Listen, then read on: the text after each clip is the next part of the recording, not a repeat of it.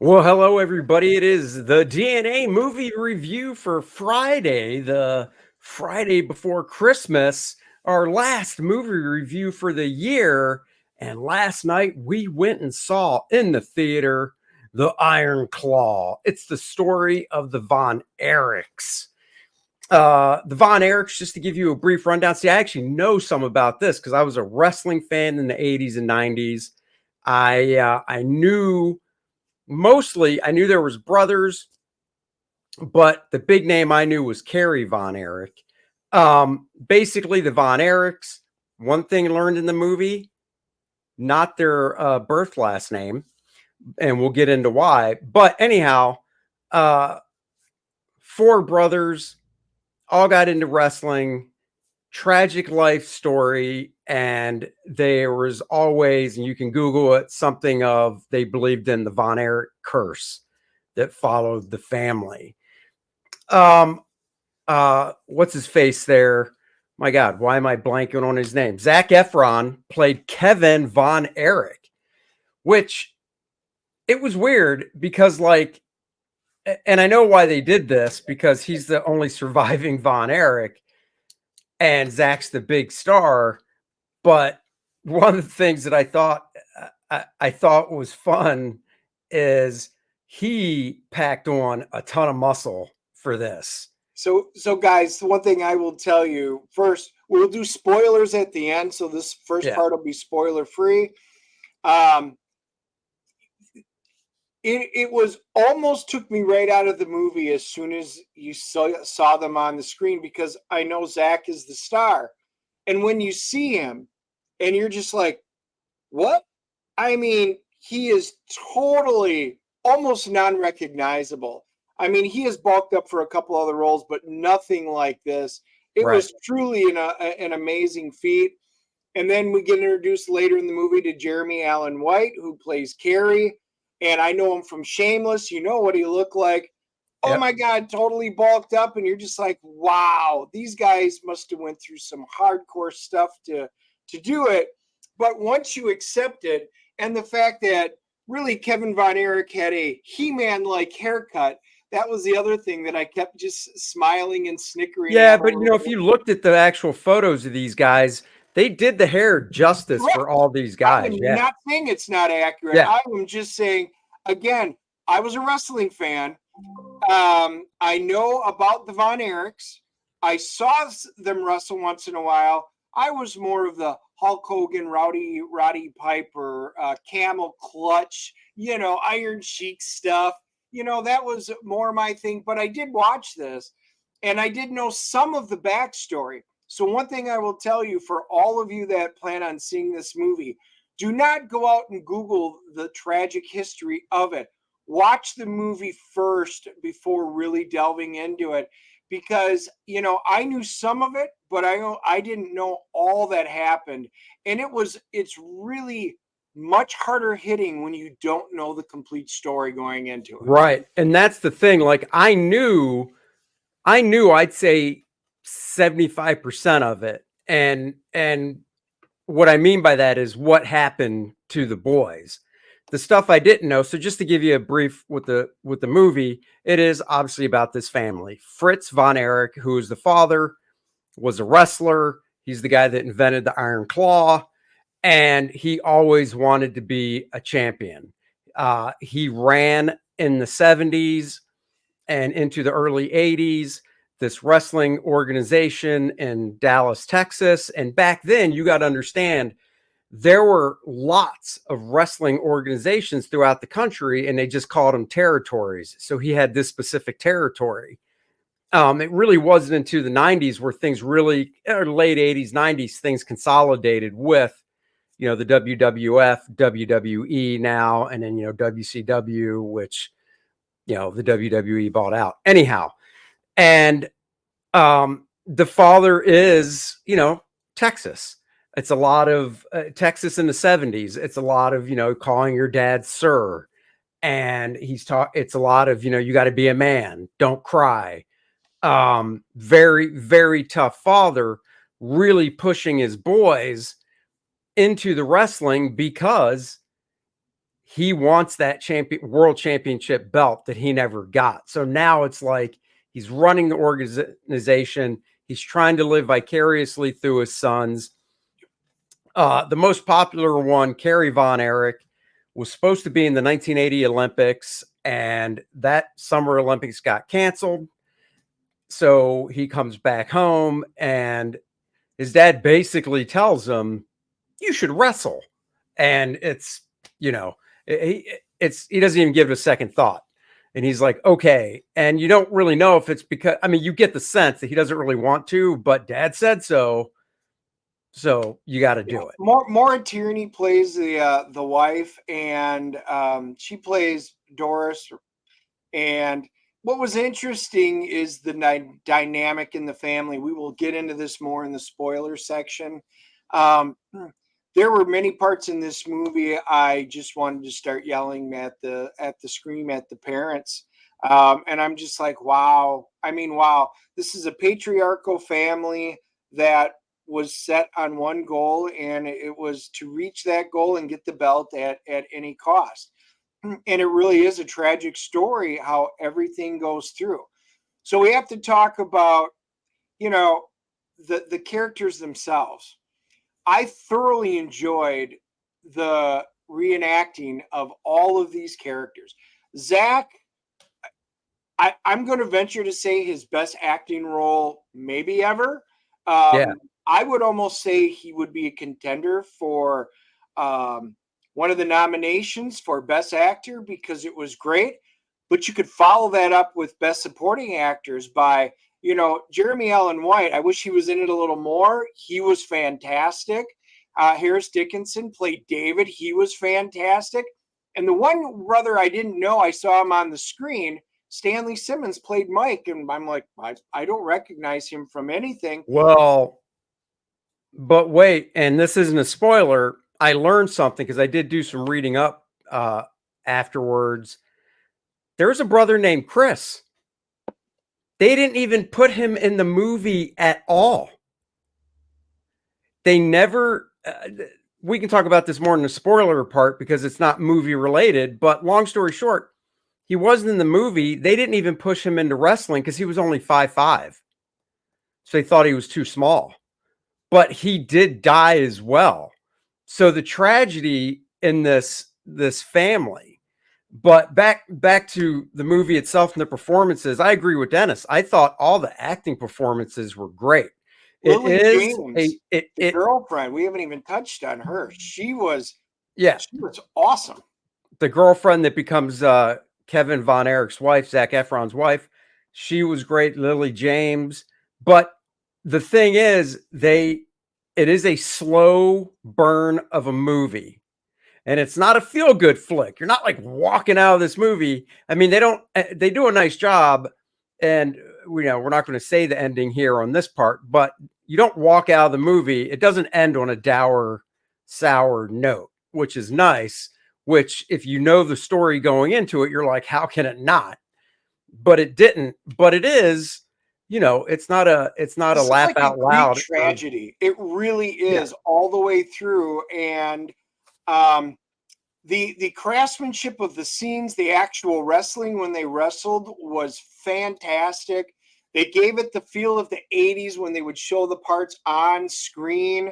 I thought that was fantastic. They recreated the vibe and the feel. They did wind up having somebody play Ric Flair in it. And another one, I didn't even recognize him. And the 10 minutes he might have been in the movie, he took the air out of the movie. He was so good. I was just like, he captured him perfectly. So everything about the tone, the feel, it was story driven. It was family driven. Well, and that's the other thing I was going to, but it took a while to get to some of the parts, but I was never bored with it. So this is why it's a good slow burn. Well, and the other thing they did too is don't think you're going into a movie and because it's a wrestling family where it's a lot of wrestling, because it's not. They do, like Dennis said, they do the thing where they show it on TV. So it's probably the real footage if they were able to get it. And then, of course, they do show, Zach and other guys in ring, but the majority of the movie is not about them actually wrestling. It's the family dynamic and just the tragedy that befalls this family and stuff. Let's Yeah. rate it so we can move into the spoiler section. Yeah, that's fine. Because I also read up some trivia stuff I can talk about in the spoiler section too. So I'll go first. I know Dennis went first last week. Our CGC rating based on a 0 to 10 scale, like CGC graded comic books. I'm actually giving it an 8.0. I really liked it. I liked it to the point that when I got home, I actually Googled to see if there was a book, because usually stuff like this is taken from a 200, 250, 300 page book that somebody wrote. There's not, at least on the Amazon that I searched. So I was a little kind of bummed because I would have bought it just to read it to get more details and stuff. So that's my score.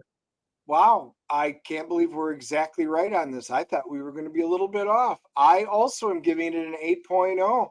I thought it was very well done. I enjoyed almost everything about it. There were some slow spots. I really wished Jeremy Allen White would have been on there a little more. There were a few things I might have changed. But overall, it was a solid flick. A24 put out another winner in my book. This is not one, though, I would say rush out and spend big bucks to see on an IMAX. The big screen itself is fine. Some of you will probably wait till it comes to your TV and a big screen TV platform. It's fine, but it is a movie worth seeing at least once. Yep. What are we looking at for reviews scores? For the reviews, let's just see. We'll start as usual with Rotten Tomatoes. No audience score yet, so it must be a little too new. Critics are giving it an 88, so the critics are liking it. Wow. Yeah. And IMDb, their rating from 484 viewers, 8.2. So wow, we're all kind of in the same ballpark. It looks like critics and regular folk like us think it's a solid movie. All right. Well, now it's time for the spoiler part. If you don't want to hear spoilers, thank you for watching. Like, subscribe, and share. And now spoilers. One of the things I brought up before, another son, a son named Chris. And I don't remember his age. I don't remember. He falls somewhere in the middle. He's not like the oldest, whatever. Didn't push him into wrestling because he was only 5'5", but he dies as well. So if you're not familiar with the Von Erichs, the very first son, who would have been the oldest, passed away tragically when he was like 5 or 6 years. Huh? 5 years old. So that's kind of what starts it off. And then from there, God, I'm trying to remember. Kevin's the oldest, then Kerry, and then Mike, I think, was the youngest, and then Dan was, second to youngest. Yeah.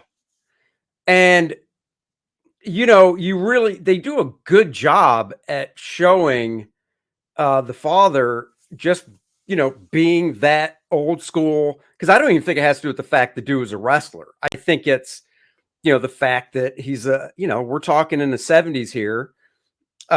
Fritz was born in he died when he was, I think they said I read this, 68 in 1997. So, I think it was just the generation that the dad was brought up in. Well, I think it was that and his personality, and he ruled with an iron fist, and you could tell with the relationship with Doris. But the part in the movie that exemplified the relationship and set the tone for the movie was when he said, "Boys, and he named off the boys of his favorites in order. Yeah, And then at the dinner said, table.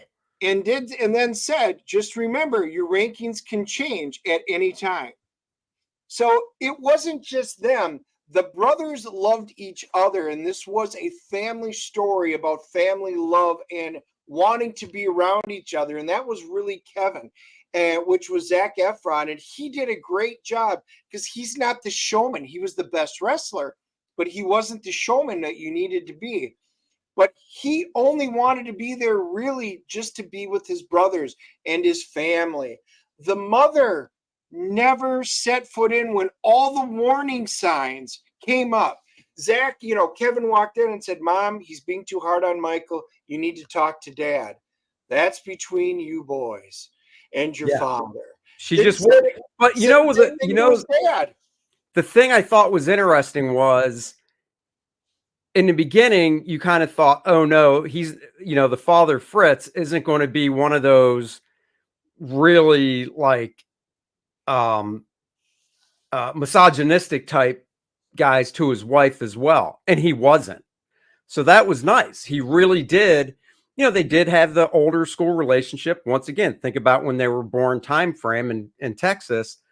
But he did have a nice affection for his wife, a respect for her, which I thought was nice. It wasn't that basically Archie Bunker type with Edith, where it was like, go do this or go do that. And I thought that was nice. And there were nice moments between the two of them. He did have it where, he expected supper to be ready. What's for dinner? He went and bought a Cadillac because if you want to be the best, you got to be a showman and you got to look like you're a winner. So he went out without talking to her and rented a Cadillac to pull their trailer home in. So they did set up the dynamic that he ruled everything, but she knew her place and it was a working relationship. You don't know how much true intimacy and love there was. They hint that there was in the beginning, but they got along and raised a family and they got along for the kids' sake was how I interpreted it. Yeah, I can see that. I mean, there was the one scene at Kevin's wedding during the reception where, and this was like 1983, something like, or 1980, where, the husband and wife basically were like, the kids are all busy at this wedding. We should go back to the house, if you know what I mean. So that, that was a cute little scene. Kevin, like Dennis said, to tag on to that, she mentions your father's used to be a musician and a clarinet, and he used to play for me, and it was lovely. I wish he did that and stuff. And they're like, what? Dad plays an instrument? What? Right. Not since we've been alive have we seen it. So it was just interesting. You could tell they had a different relationship at the beginning to what it is now. So this movie really dealt on a lot of levels.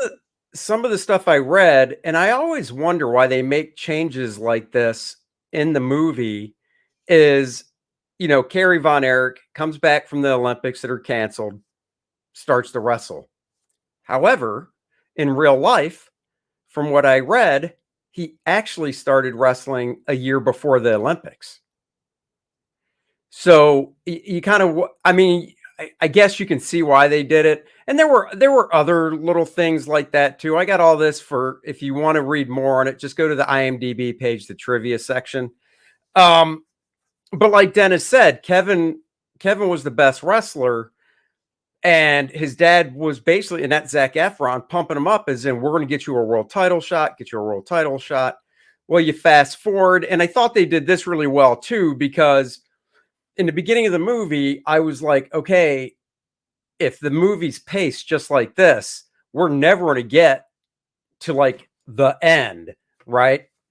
And they did a nice montage of speeding things up to get to a point where now David, Kevin, and Kerry were wrestling as a 3-person tag team against the Freebirds. They had this big feud, blah, blah, blah. Long story short, Dad comes in after a match into the locker room with the 3 boys, and he's excited because he's finally got a title shot but it's for David. And it's like, whoa, you're like, what? And this is like stuff I didn't know. And it really is kind of screwing over Kevin. But like Dennis said, David was a good performer. He wasn't as good a wrestler, but he was good on the microphone and a good in-ring performer as well. So maybe not the technical skills, but the performance. And a lot of wrestling is about performance. Yeah.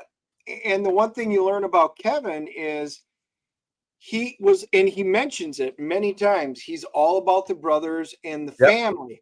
His older brother died when he was 5, and he goes, so I never really had that older brother. So he goes, I'm really the second brother, but I'm the oldest one they knew. And really, because his dad was the way it was, Fritz was just a hard guy. It was Kevin that really wound up taking care and kind of becoming the father figure. Well, to yeah, the because rest of the boys. even his dad had the attitude of, "You boys work it out," you know. And you're right. Zac Efron character Kevin really took it upon himself to be kind of the patriarch of the 3 boys. And without giving too much away of stuff, it goes back to this Von Erich curse. His dad, their original last name was Atkinson, I believe, and his dad took his grandmother's or his mother's name, Von Erich, because he thought there was a problem with Atkinson. So he takes Von Erich. Okay, is it tragic when a 5-year-old, their first son, passes away? Of course it is. But from there, the dad is the one that really puts the whole curse thing into all the boys' heads, not just because of that, but just because it's like, we've never gotten a championship belt. We've never gotten this. We've always had to work harder for this and blah, blah, blah. And if you're raised that way from a little kid, of course you're going to be like, this is my dad telling me this. It must be true. So then, David goes off to Japan to wrestle. And he's supposed to be on this big 6-month tour to build up, of course, for the world championship belt. Passes away in Japan from internal injuries and stuff. First, no pun intended, nail in the coffin. The other 3 brothers, the father, the mother, they all, there's the big funeral and stuff. The father tells the 3 of them, don't cry, and to Zac Efron, that's just like, that's it. It's the curse. Yep. And because they are so tight knit of a family, Kerry Von Erich's doing really well now. So, and this is the spoiler part, but this is something I knew going into the movie, is he goes out, he gets into a motorcycle accident, and basically it's on I believe his right leg from about half calf down. They have to amputate his leg. And I knew that because I knew in the 90s when he was wrestling for WWF at the time, he was able to wear a prosthetic and come back and wrestle again. So that's part of the Von Erich curse, and then while he's off, before he even gets back to full-time wrestling, somebody's got to pick up the slack. So it's Mike. Youngest Mike is now wrestling with Kevin. And the thing I thought was, not entertaining, but just kind of funny in a way is, and, they tried to get these guys to bulk up similar to what the real brothers look like. This dude was definitely the smallest. I mean, he was tall, but he was the thinnest. I mean, I'm looking at this guy thinking to myself, I only have to be that big to wrestle. Yeah. And then what happens to him, Dennis? So, what did happen to him? Mike is wrestling. Oh yeah, he's the one. He got injured with his shoulder. Yeah, and on a drop, so he had to go in for a routine surgery. And on the routine surgery, freak accidents happen, and he started getting a temperature, and he wound up being at 107 degrees, and they couldn't cool him down for 2 hours.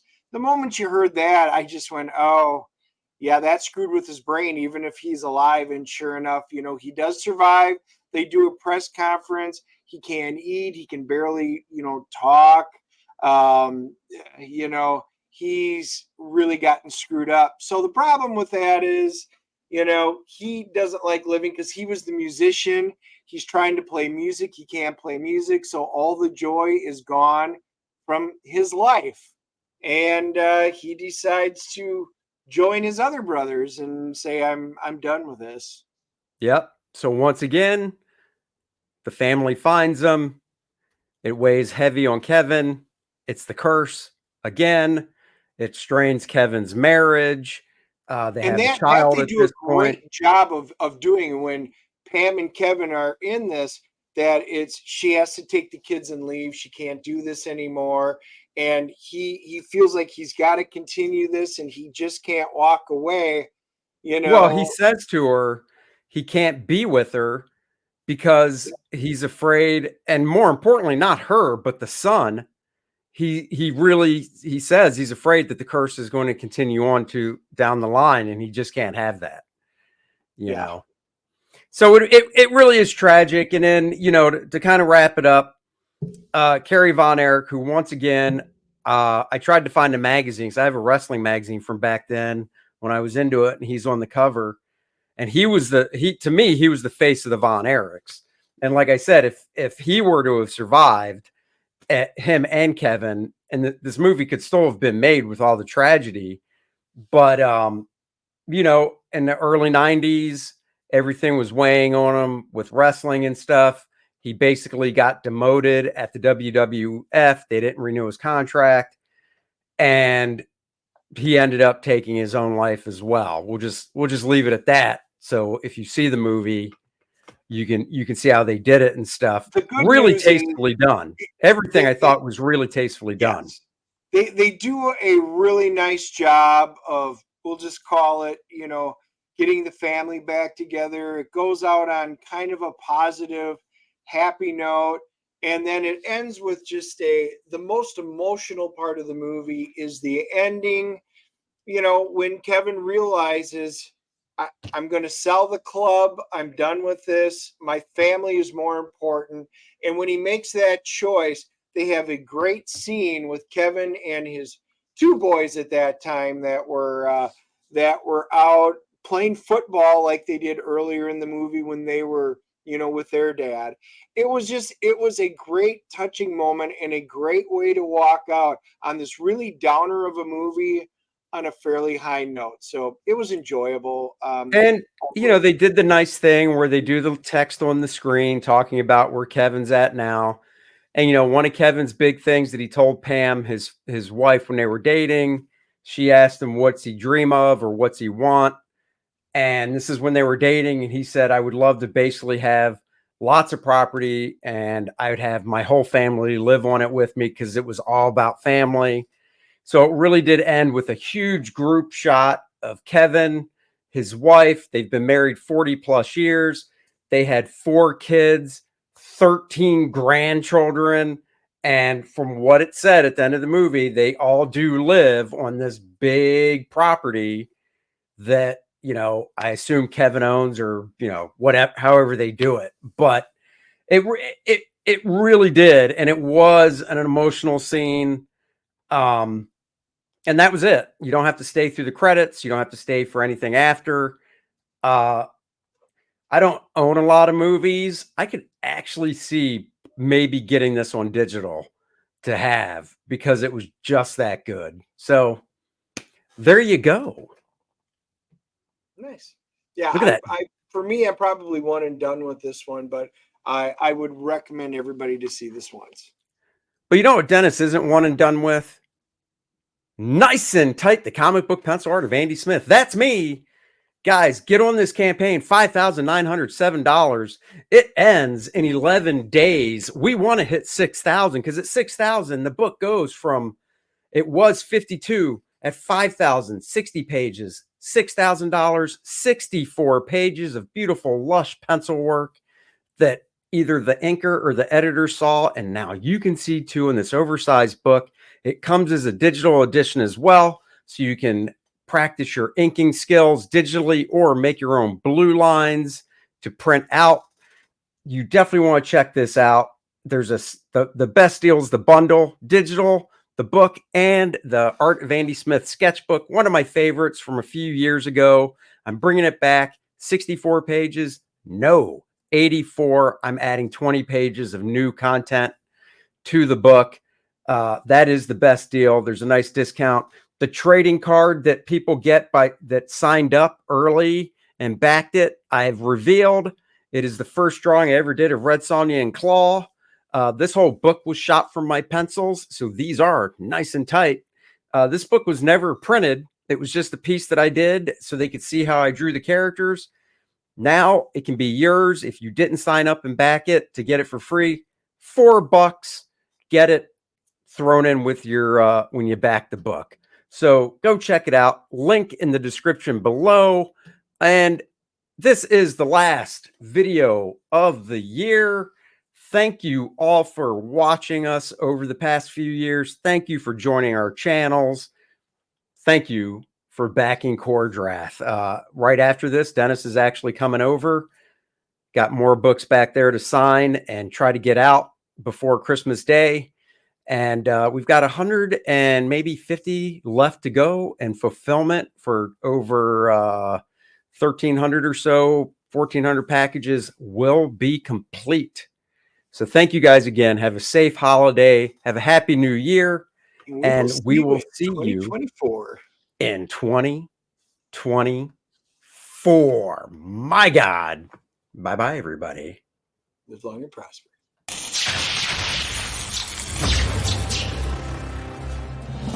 Nice and Tight, the comic book pencil art of Andy Smith. That's me. This book features 52 pages of some of my favorite full pencils that I did for other companies over the past 2 decades. The raw pencils